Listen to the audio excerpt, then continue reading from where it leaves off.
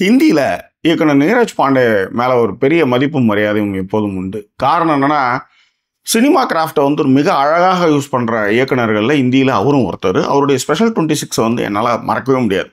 அவருடைய வெட்னஸ்டே வந்து டெபியூ மூவியாக இருந்தாலும் கூட அவருடைய ஸ்பெஷல் 26 வந்து மறக்கவே முடியாது. அந்தளவுக்கு வந்து பக்காவாக பண்ணியிருந்தாங்க. அதை தமிழில் சூர்யா வச்சு விக்னேஷ் சிவன் இயக்கத்தில் வந்துச்சு அந்த படம். அது கைமா பண்ணி விட்டுருந்தாங்கன்னு வச்சுக்கோங்களேன். பட் ரொம்ப சிறப்பான ஒரு இயக்குனர். அவருடைய பேபி வந்து ரா அமைப்பு வந்து எந்த அளவுக்கு வந்து ஆக்டிவாக இருக்குது அப்படின்றத ரொம்ப எலாபரேட்டாக சொன்ன ஒரு படமும் கூட. இன்னொரு விஷயம் இருக்குது. பொதுவாக வந்து அமெரிக்கா தான் வந்து உலகத்தையே காக்கக்கூடிய பரம்பொருள் மாதிரி வந்து அவங்களுடைய திரைப்படங்களில் அமெரிக்காவை வந்து உயர்த்தி காமிப்பாங்க. நம்ம சைடில் பார்த்திங்கன்னா நம்ம ரா அமைப்போ நம்மளுடைய உளவுத்துறையோ அதை புகழ்படுத்துகிற மாதிரியோ அவங்க வந்து தியாகங்களையோ இல்லை மயிர்குச்சரியும் விஷயங்களையோ நம்ம வந்து டிஜிட்டலாக பதிவு பண்ணதே இல்லை. ஆனால் முதல் முறையாக எனக்கு தெரிஞ்சு நீரஜ் பாண்டே வந்து இந்த மாதிரியான விஷயங்களை வந்து அவர் வந்து பண்ணார். முக்கியமாக பேபி. இதெல்லாம் விட்டுடுங்க. நீரஜ் பாண்டேவை எனக்கு பிடிக்கிறதுக்கு இன்னொரு காரணம் ஒன்று இருக்குது. ஒரு பயோபிக் ஃபில்மை வந்து இவ்வளோ அற்புதமாக எடுக்க முடியுமா? எப்போதெல்லாம் நான் உடைந்து போகிறேனோ, எப்போதெல்லாம் நான் வந்து ரொம்ப டவுனாக இருக்கணும், அப்போல்லாம் வந்து இந்த தோனி அன்டோல்டு ஸ்டோரியை வந்து நான் பார்ப்பேன்.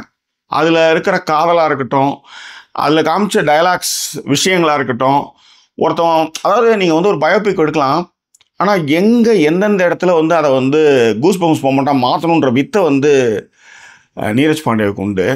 அந்த வகையில் எனக்கு தோனி அன்டோல்டு ஸ்டோரி வந்து அவருக்கு ரொம்ப பிடிக்கும். அவருடைய க்ரியேட்டிவிட்டியில் ஹாட்ஸ்டாரில் வந்து ஸ்பெஷல் ஓபிஎஸ் வந்தது.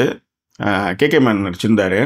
உண்மையிலே ரா அமைப்பு மேலே இருக்கக்கூடிய மரியாதை, அதில் பங்கு பெறக்கூடிய உறுப்பினர்கள், இரவு பகல் பாராமல் நாட்டுக்காக உழைக்கிற விஷயங்கள், தியாகங்கள், இதெல்லாமே அது ரொம்ப பதிவு பண்ணிச்சு. ஆனால் இடைத்தரகர்களாக இருக்கிற அரசியல்வாதிகள், அல்லக்கைகள்லாம் வந்து இந்த மாதிரி நாட்டுக்கு உண்மையாக இருக்கிறவங்களை எப்படிலாம் வந்து படுத்தி எடுக்கிறாங்க அப்படின்ட்டு அப்பாஸ்ன்ற ஒரு கேரக்டரை வச்சு அதை ரிவீல் பண்ணும். ஏன்னா ஒரு ஃபண்டு வந்து நாங்கள் வந்து ரிலீஸ் பண்ணியிருக்கோம், இது தேவையில்லாமல் எடுத்து எல்லாத்தையும் காசு யூஸ் பண்ணுறாங்களா அப்படின்ற மாதிரி அந்த கேள்விகளை வந்து இன்வெஸ்டிகேஷனாக வரும். அதில் வந்து ஹிம்மத் வந்து யார், அவர் எப்பேற்பட்ட ஆள் அப்படின்றத வந்து அதில் சொல்லியிருப்பாங்க.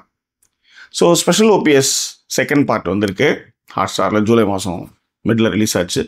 ஸோ அதனுடைய விரிவான விமர்சனத்தை தான் இந்த எபிசோடில் பார்க்க போகிறோம். ஏன் வந்து இவ்வளோ இன்ட்ரோ நீரஜ் பாண்டேக்குன்னா அதுக்கு தகுதியானவர் அப்படின்றதுனால தான் அதை பற்றி பேசுகிறோம்.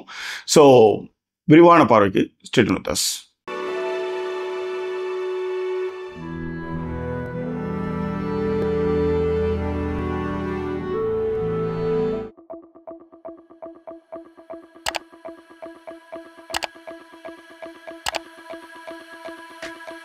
ஸ்பெஷல் ஓபிஎஸ் 2 ரா அமைப்பு அப்படின்னா ரிசர்ச் அனலிசிஸ் விங், இதுதான் வந்து ரா அமைப்பு. இந்த ராம் அமைப்பில் வந்து கேகே மேனன் வந்து ஹிம்மத் சிங் அப்படின்ற கேரக்டர் ஒர்க் பண்ணியிருக்காரு. ஒரு ஒய்ஃபு, ஒரு குழந்தை இருக்கும். ஸோ மொதல் பார்ட்டில் வந்து அவருடைய சிறப்புகள், அவர் எப்பேற்பட்ட வந்து டேலண்டான ஆள், எப்படி எந்த காசுக்கெல்லாம் மசியாத ஒரு ஆள் அப்படின்ற மாதிரி வந்து பண்ணியிருப்பாங்க. இந்த செகண்ட் பார்ட்டில் என்ன அப்படின்னா சைபர் அட்டாக்ஸை மையமாக வச்சு இந்த செகண்ட் பார்ட்டை வந்து பண்ணியிருக்காங்க. அதான் கதை. இந்தியா மீது வந்து சைபர் அட்டாக்ஸ் நிறைய நடக்குது. அப்புறம் நம்ம தேசபக்தியை முன்னுதாரணமாக காட்டிய அரசியல்வாதிகள் வந்து என்னென்ன தகுதித்தெல்லாம் பண்ணி எப்படி நாட்டை குட்டிச்சுவர் ஆகிறதுக்கு ட்ரை பண்ணுறானுங்க அப்படின்றதும், அதன் பிறகு வந்து கேகே மேனன் தலைமையில் இந்த கண்ணில் விரல விட்டு ஆட்டக்கூடிய அந்த சைபர் தலைவன் இருக்கான் இல்லையா, சைபர் அட்டாக் தலைவன் இருக்கான் இல்லையா, கொல்லக்கொட்டக்காரன், அவன் வந்து ஏதோ இங்கே பக்கத்தில் இருந்தால் பரவாயில்ல, அவன் யார், எப்பேற்பட்டவன், அவனுக்கான பின்புலம் என்ன எதுவுமே தெரியாது. ஆனால் ஒரு முக்கியமான சயின்டிஸ்ட்டை வந்து கடத்திடுறாங்க.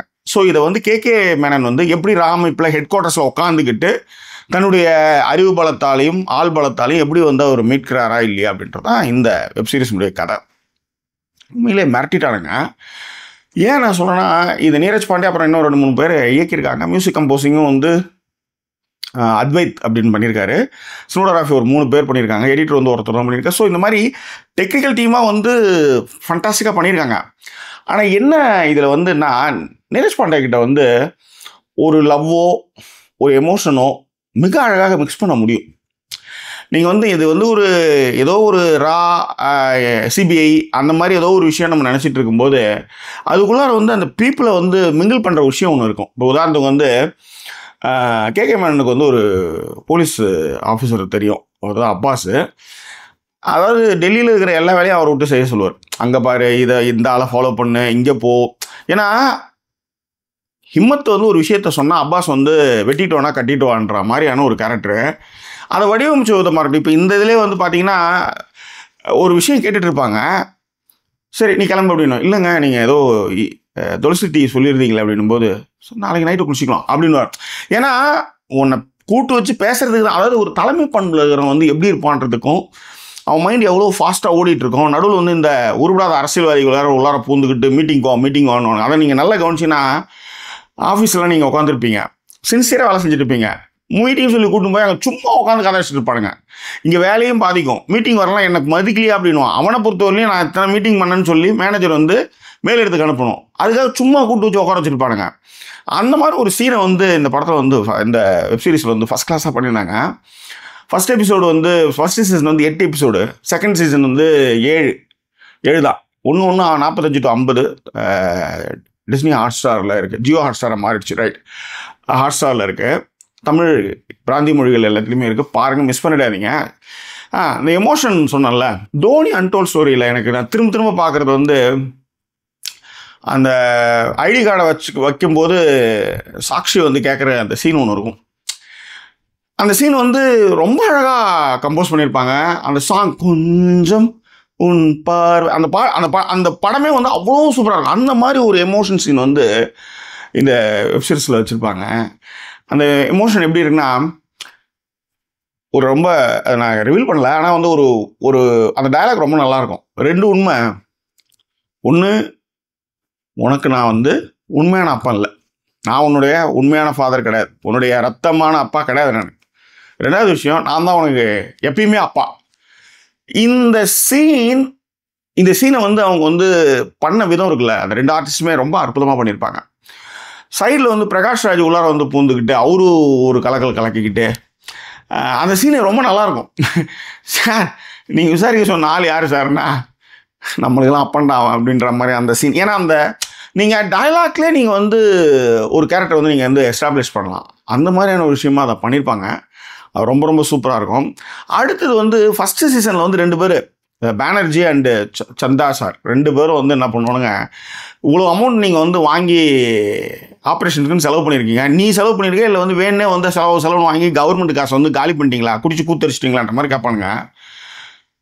அந்த 2 கேரக்டருமே இந்த சீசனில் எடுத்து வந்து உட்கார வச்சு ரூட் விட்றது வந்து சூப்பராக இருந்தது. அந்த சீன்ஸ் எல்லாமே ரொம்ப நல்லா. அதான் நீங்கள் வந்து ஃபஸ்ட் சீசன் பார்த்துருங்க, ஹிம்மத் ஸ்டோரி பார்த்துட்டு அப்புறம் இதுக்கு நீங்கள் வந்தீங்கன்னா சூப்பராக இருக்கும், நல்லாயிருக்கும். ஸோ சின்ன பஞ்ச் லைன்ஸும் வந்து ரொம்ப ரொம்ப நல்லாவே பண்ணியிருந்தாங்க. எல்லாத்த விட கிளைமேக்ஸில் வந்து அந்த அமைச்சருக்கும் கேகேமேன் ஒரு டயலாக் ஒன்று இருக்கும், ரொம்ப நல்லாயிருக்கும். ஆக்சுவலி உண்மையிலே இந்த ரா அமைப்பு எப்படி செயல்படுது, அதில் ஒரு அற்புதமான ஒரு சீன் ஒன்று இருக்கும். ஒரு கேரக்டர் வந்து இறந்துருவான், ராவில் ஒர்க் பண்ணுறோம், இறந்துருவான். அப்போ அவன் வந்து அவங்க அம்மாட்ட சொல்லியிருப்பான், ஒரே ஒரு ஆள் தான் வருவான், வந்து தேங்க்ஸ் சொல்லிட்டு போவான், அதுதான் நான் பண்ணுற வேலையினுடைய பேஸ். ஏன்னா நான் வந்து எங்கே ஒர்க் பண்ணேன், ஏதோ ஒர்க் பண்ணேன் யாருக்குமே தெரியாது. அப்படி இருக்கும்போது ஒரே ஒருத்தன் வருவான், தேங்க்ஸ் சொல்லிட்டு போவான் அப்படின்னு சொல்கிற அந்த சீன் வந்து ரொம்ப நல்லா இருக்கும். அதே மாதிரி ட்ரூ லைஸ்னு ஒரு படம், ஜேம்ஸ் கேமரோன் ஒரு படம், அர்னால்ட் ஷ்வார்ஸ்நெகர் நடிச்சது. அவர் வந்து ஸ்பைன்றது அங்கே ஒய்ஃபுக்கு தெரியவே தெரியாது. அர்னால்ட் ஷ்வார்ஸ்நெகரை ஒய்ஃப் வந்து ஃபாலோ பண்ணுவாங்க. அந்த மாதிரி ஒரு சீனையும் இதில் வந்து இன்க்ளூட் பண்ணியிருந்தாங்க. நல்லாவும் இருந்தது ஆக்சுவலி.